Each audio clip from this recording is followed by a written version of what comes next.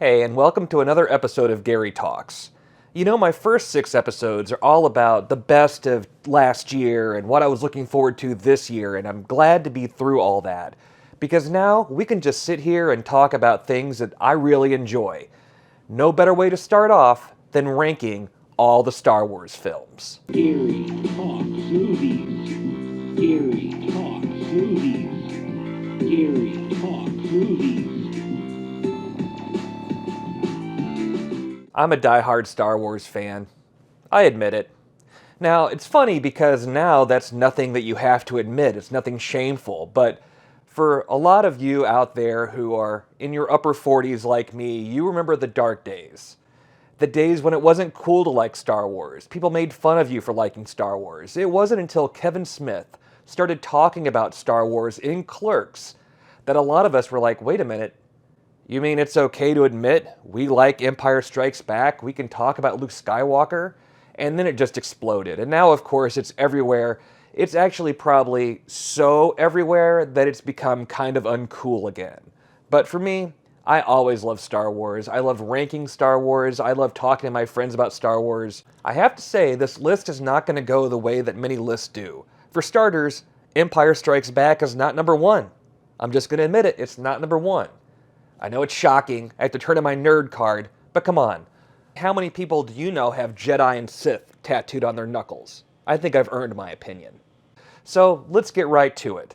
I'm going to do all 12 feature films, and we're going to start with number 12, which is barely even included in this, but I figured it was in the theater, so we should, and that's the Clone Wars movie. Now, we can all agree that the Clone Wars cartoon turned out to be amazing. It's fantastic. It's launched, a world of its own with the Filoni-verse, right? But when this movie came out, it was like, what the hell is going on? The year was 2008, and we were smack dab in the middle of the George Lucas ruined my childhood with the prequels phase of fandom. Suddenly, here is a feature-length animated movie that looked like someone had made it on their Apple II in the garage. This most certainly wasn't Pixar-level animation. And it's telling a story before Anakin turned, and he has a cute kid sidekick, and Jabba the Hutt's son has been kidnapped? No thank you. It planted seeds for what would actually keep Star Wars alive for years, but as far as a movie, this comes in dead last. Now we'll get into what I legitimately count as the 11 Star Wars films. And we're going to start with the main reason why you can't judge a movie based on the first watch right after you get out of the theater. My number 11 is Attack of the Clones. Now what's funny about this is I lived in Hollywood at the time. My buddy and I waited in line, went to Grauman's Chinese Theater, saw the 3 a.m. screening on opening night. We get out about 5:30 in the morning, something like that, and E! Entertainment News is there interviewing people, and they pull us aside and they ask us what our thoughts were on Attack of the Clones. My buddy Kirk commented on Natalie Portman's bare midriff, which actually that hasn't changed any. But I said, this is the best Star Wars movie since Empire Strikes Back. Boy, I was wrong. After you watch some of the other movies, it can move up and down. I like this one a little better than I did. I don't like this one as much. But Attack of the Clones is pretty horrible all the way through. From the bad Anakin lines, we've all quoted them, we know them. From the weird diner scene. Buddy! The bad CGI. There's not even anything like a Duel of the Fates type scene to save this. Attack of the Clones is without a doubt my least favorite Star Wars movie, and 11 out of 12 if you count the Clone Wars. Kind of the same way that Attack of the Clones has gotten worse over time, same as number 10 for me, and that's The Rise of Skywalker. When it first came out, I thought it was fun. I liked it. It was great to see Lando. It was fun to see some of these old characters. But as time has gone on, I like this movie less and less. It's become a running joke now, but somehow Palpatine has returned is the worst writing I have ever seen in a movie. And this includes The Room. I did not hit her. It's not true. It's bullshit. I did not hit her. I did not. Oh, hi, Mark. This script made zero sense. Full storylines and characters were forgotten, and gimmicks were lifted directly from the goddamn Goonies. What the hell was going on? I just can't believe it was bungled this badly. And Rise of Skywalker is the exclamation point on how to not do a trilogy. Are there fun parts in The Rise of Skywalker? I guess, but I'm hard-pressed to find one. And then Han Solo comes back as a ghost. Somehow, we just are supposed to forgive Kylo Ren for everything he's done. Now, granted, yes, I get. We forgive Anakin, and Darth Vader probably did a whole lot worse than Kylo Ren, but we spent that entire journey with Anakin. We've seen him, unfortunately, as a yippee boy all the way through his Jedi years in the Clone Wars, then to the turn, and then to save Luke, the character that we love more than any other, right? So, while it is weird that we now forgive Anakin, at least he sort of earned it. Kylo Ren didn't. This dude killed Han Solo, and we're supposed to now think he's a hero? I'm sorry. No, you don't kill Han and get away with it. This is one of the reasons why The Rise of Skywalker is so far low on the list of Star Wars movies for me. Number 9 was a movie that I thought I would hate. I actually said to myself, you know what? This is going to be the first Star Wars movie that I don't go to the theater to see. Yet I still went to see it, and it wasn't as bad as I feared. Number 9 is Solo. No one was ever asking for a Han Solo origin story.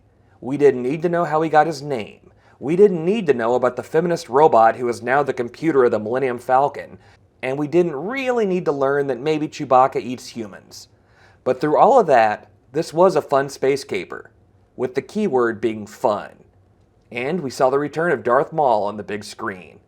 I'd love for this storyline to continue in a Disney Plus TV show, maybe that rumored Lando TV show with Donald Glover, but as a movie, it was better than I thought it would be, but certainly doesn't rank higher than 9. Number 8 for me is The Phantom Menace. I remember waiting in line to buy tickets to this movie, going to the midnight show, then going back to see the 6 a.m. show, then I saw the noon show. I probably saw this 9 times in the first week it came out. And I convinced myself it was awesome. We've all been there. We all realized The Phantom Menace wasn't the movie we'd waited all this time to see. But it also wasn't as bad as we always said it was. There are many great things in it, and the Duel of Fates alone is enough to rank this higher than the movies we've already covered. At this point, I don't even hate Jar Jar. Do I love Phantom Menace? Does it make me say, yippee? No, but it's a solid watch, and it belongs right here in the middle. Here comes the divisive one. Number 7, The Last Jedi. Now, I know some people claim The Last Jedi is the greatest Star Wars movie of all time. You're out of your fucking minds. There is no way The Last Jedi is the greatest Star Wars movie. It's not even the best of the sequel trilogy. But at the same time, The Last Jedi is most certainly not the worst ever made. The throne room fight scene is amazing. It's beautifully done. I like the fact that Rian Johnson made some choices. Did I agree with him? No, but he was trying something. He wasn't going by the book.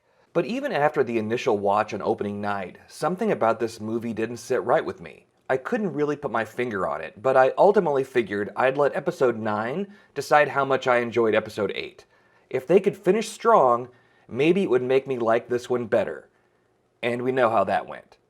We were set up for Kylo Ren becoming the evil force that Vader never was, but somehow Palpatine returned. But JJ can't be blamed for Leia Mary Poppins or finding out where blue milk comes from. If Episode 7 left us with joy at where this trilogy was headed, The Last Jedi left us with fear that they didn't know what they were doing. But I do think it was the best looking of all the Disney films, for sure. And while The Last Jedi was beautiful to look at, it wasn't as good as number 6, which is The Force Awakens. When I went to see The Force Awakens, it was at El Capitan Theater in Hollywood, and they did the entire marathon. Started at midnight.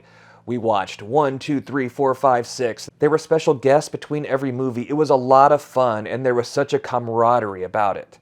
Then, when finally The Force Awakens starts, it was a fantastic audience.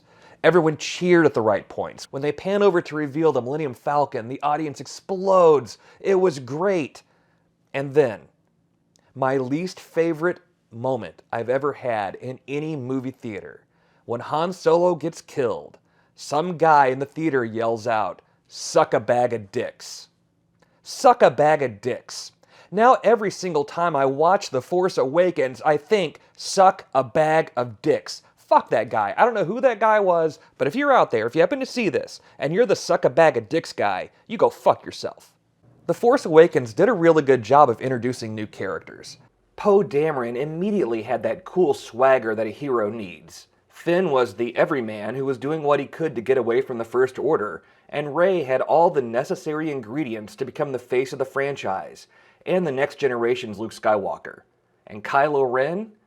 Kylo Ren brought a level of madness that we hadn't yet seen from a Star Wars villain.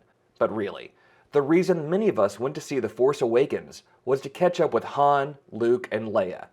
And that's where it started to go off the rails a bit. Not only do we never get to see our childhood heroes together, we barely see Luke. And then they went and killed Han Solo. Suck a bag of dicks! I think it was a horrible idea to kill Han Solo. It was bad for us to not see our original friends together one last time. I mean, look at Star Trek Picard. They nailed it. They got the entire team together one last time. It's all we wanted to see. All we wanted was to see our childhood heroes together, and they were like, no, we're not going to do that. Well, that was a mistake. But still, The Force Awakens did a good job of setting up a trilogy that never paid off. Number 5 for me is Rogue One. I actually like this better now than I did when the movie first came out. It's because of Andor, which I think is a fantastic TV show. It's really made Rogue One grow for me. What sucks about Rogue One? Don't choke on your aspirations. Ugh. Vader doesn't make jokes. Vader doesn't make puns. Now, yes, the hallway fight where Vader's killing everybody on the way to try to get the plans, that's the Vader we've always wanted to see. But to suffer through a Freddy Krueger pun from Vader, horrible. That being said, Rogue One is the first movie that really shows us what the war was like. It makes the rebels feel like a rebellion. It's shot very well, it's got great characters, and it ends on such a dark note, yet ends with hope. It's a hard thing to pull off, and they did a great job. Number 4 is Revenge of the Sith. I mean, this had the battle that some of us have waited our entire lives for. I honestly don't even remember how we found out that Obi-Wan and Vader had a lightsaber duel, and that's how Vader ended up in the suit. Maybe it was on a novelization. Maybe it was on one of those records we used to listen to that would beep and you would turn the page. I don't know, but for as long as I can remember, we've talked about this lightsaber battle. We've wanted to see this lightsaber battle, and we got to see it. And it was amazing. The entire last 45 minutes of Revenge of the Sith is pure Star Wars. I love it. Yeah, Padme dies of a broken heart. That's stupid. But we got the shot of the mask going on to Vader. And remember, we hadn't seen Darth Vader on the big screen in years. I cheered. People around me looked because they're like, why are you cheering as Darth Vader? And I'm like, Darth Vader is my hero. And I love Revenge of the Sith. And now we're to the original trilogy. I don't think anybody figured that there would be another movie in the top 3. The original trilogy, I don't know. You Last Jedi nutjobs probably figured that would be number 1, but it is the original trilogy. But they're not going to go in the rank you think, because number 3 for me is The Empire Strikes Back. Now I know Empire Strikes Back is everyone's favorite. I mean, apparently all of us at the age of 5 or 6 were huge film buffs and Stanley Kubrick type fans, and all we wanted was a movie with a down ending. We loved it that Han Solo's frozen in carbonite and we didn't know what was going to happen.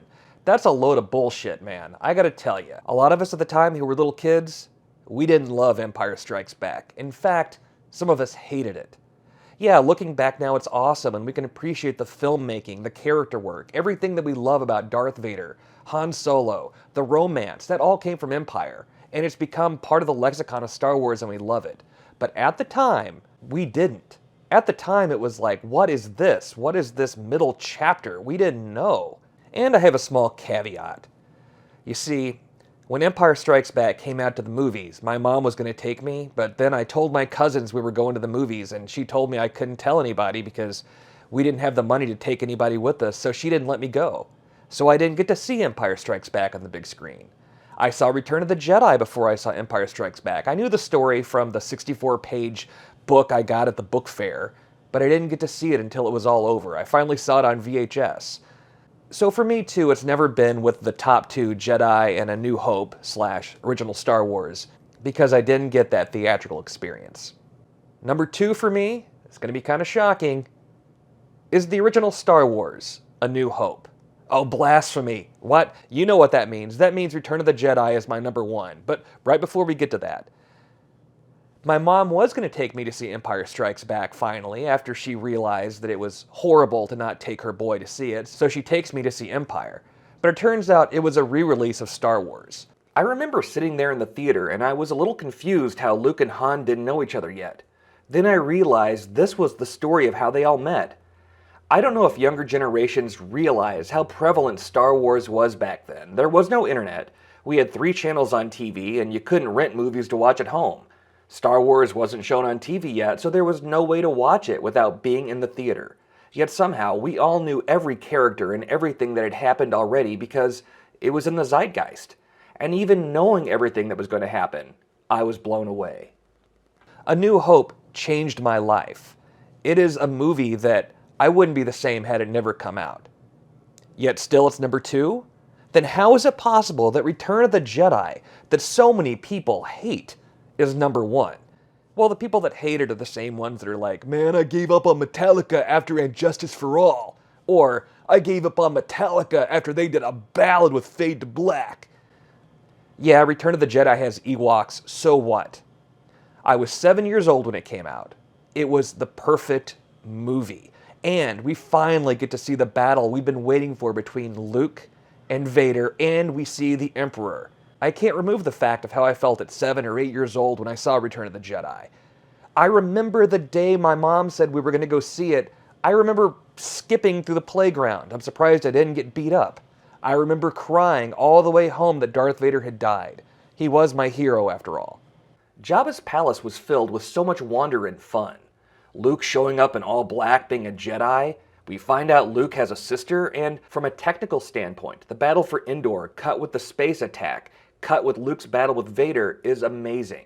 It flows so well, and it's always more important to finish strong than start strong, and Jedi ends on a high note. I am referring to the original Yub Nub song. Whatever that garbage track was in the special editions sucks. If we count the special editions, Jedi would lose a lot of points for the Vader No edition. But even with that, Return of the Jedi is still my favorite Star Wars movie. It never stops making me happy anytime I watch it. I know some of you agree with some of my choices, some of you disagree, some of you are mad at me, whatever. We all are Star Wars fans. We all love them, even the ones that love Last Jedi. Well, I don't think there's anyone that loves Rise of Skywalker, but even if you do, we're all together in this. We should be a Star Wars family, and we should be able to continue to have these discussions, as over time I'm sure some of these movies will move up and down on my list. Be sure and join me next time when I do a very special wrestling edition of Gary Talks, as we prepare for the Royal Rumble, and I talk about my favorite wrestlers of all time. See you then. Gary Talks Movies. Gary Talks Movies. Gary Talks Movies.